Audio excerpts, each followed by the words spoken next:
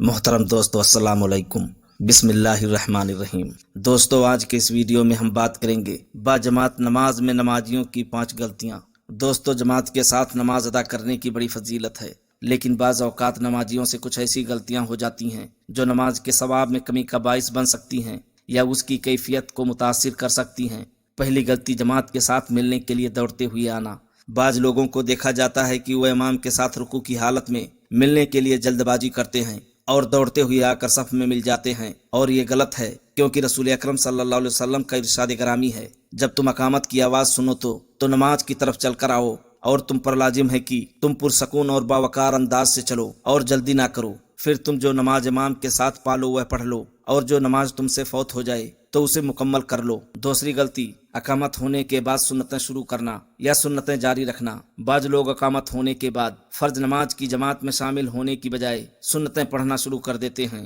یا اگر وہ سنتیں پڑھ رہے ہوں اور ادھر اقامت ہو جائے تو وہ پھر بھی سنتیں جاری رکھتے ہیں، اور یہ غلط ہے کیونکہ رسول اکرم صلی اللہ علیہ وسلم کا ارشاد ہے، جب نماز کی اقامت کہہ دی جائے تو پھر کوئی نماز نہیں ہوتی سوائے فرض نماز کے۔ اور جہاں تک فجر کی سنتوں کا تعلق ہے تو وہ اگر فرض نماز سے پہلے نہ پڑھ سکیں تو نماز کے بعد بھی پڑھی جا سکتی ہیں، جیسا کہ قیس رضی اللہ عنہ بیان کرتے ہیں کہ رسول اللہ صلی اللہ علیہ وسلم تشریف لائے تو نماز کی اقامت کہی گئی، چنانچہ میں نے آپ صلی اللہ علیہ وسلم کے ساتھ فجر کی نماز ادا کی۔ پھر نبی کریم صلی اللہ علیہ وسلم جانے لگے تو مجھے دیکھا کہ میں نماز پڑھ رہا ہوں، تو آپ صلی اللہ علیہ وسلم نے فرمایا، ٹھہر جاؤ قیس، کیا 2 نمازیں ایک ساتھ؟ تو میں نے کہا، یا اللہ کے رسول، میں نے فجر کی 2 سنتیں نہیں پڑھی تھیں۔ تو آپ صلی اللہ علیہ وسلم نے فرمایا، تب کوئی حرج نہیں ہے۔ تیسری غلطی، صفوں کو سیدھا نہ کرنا یا مل کر نہ کھڑا ہونا۔ بعض نمازی صفوں کو سیدھا کرنے اور مل کر کھڑے ہونے کا اہتمام نہیں کرتے، چنانچہ وہ صفوں میں آگے پیچھے ہوتے ہیں یا ان کے درمیان خالی جگہ ہوتی ہے، اور یہ غلط ہے کیونکہ نبی کریم صلی اللہ علیہ وسلم فرمایا کرتے تھے، تم صفیں برابر کرو،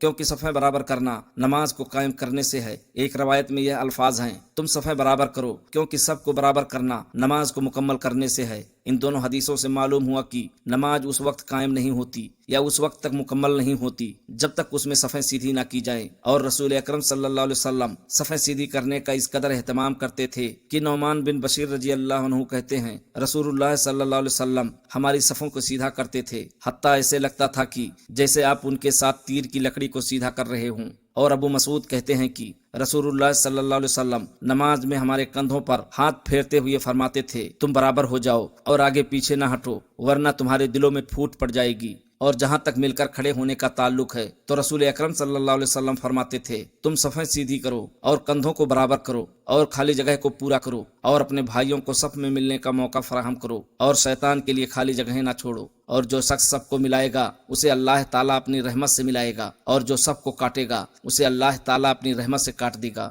اسی طرح جابر بن سمرہ رضی اللہ عنہ بیان کرتے ہیں کہ رسول اکرم صلی اللہ علیہ وسلم نے ارشاد فرمایا، کیا تم اس طرح صفیں نہیں بناتے جس طرح فرشتے اپنے رب کے ہاں صفیں بناتے ہیں؟ تو ہم نے کہا، یا رسول اللہ، فرشتے اپنے رب کے ہاں کیسے صفیں بناتے ہیں؟ تو آپ صلی اللہ علیہ وسلم نے فرمایا، وہ صفیں مکمل کرتے ہیں، پہلے آگے والی صف اور پھر اس کے بعد والی، اور وہ صفوں میں ایک دوسرے کے ساتھ مل کر کھڑے ہوتے ہیں۔ اور حضرت انس بن مالک رضی اللہ عنہ اس کی کیفیت بیان کرتے ہیں کہ صحابہ کرام کس طرح صفوں میں مل کر کھڑے ہوتے تھے۔ وہ فرماتے ہیں، ہم میں سے ہر ایک اپنے کندھوں کو اپنے ساتھی کے کندھے سے اور اپنے قدموں کو اس کے قدموں سے ملاتا تھا۔ اور نعمان بن بشیر رضی اللہ عنہ کہتے ہیں کہ چنانچہ میں نے دیکھا کہ ہر آدمی اپنا کندھا اپنے ساتھی کے کندھے سے اور اپنا گھٹنا اس کے گھٹنے سے اور اپنا ٹخنا اس کے ٹخنے سے ملائے ہوئے ہے۔ مسلمان بھائیوں، صف میں خالی جگہ کو پر کرنے کی اتنی زیادہ فضیلت ہے کہ رسول اکرم صلی اللہ علیہ وسلم ارشاد فرماتے ہیں، جو شخص خالی جگہ کو پر کرے تو اللہ تعالیٰ اس کی وجہ سے اس کا ایک درجہ بلند کر دیتا ہے اور اس کے لیے جنت میں ایک گھر بنا دیتا ہے۔ لہٰذا ہمیں یہ فضیلت حاصل کرنے کے لیے صفوں میں موجود خالی جگہ کو پر کرنا چاہیے، تاہم یہ بات یاد رہے کہ اپنے پیروں کو اپنے جسم کی ضخامت کے مطابق ہی کھولنا چاہیے، اس سے زیادہ نہیں، کیونکہ اگر اپنے جسم کی ضخامت سے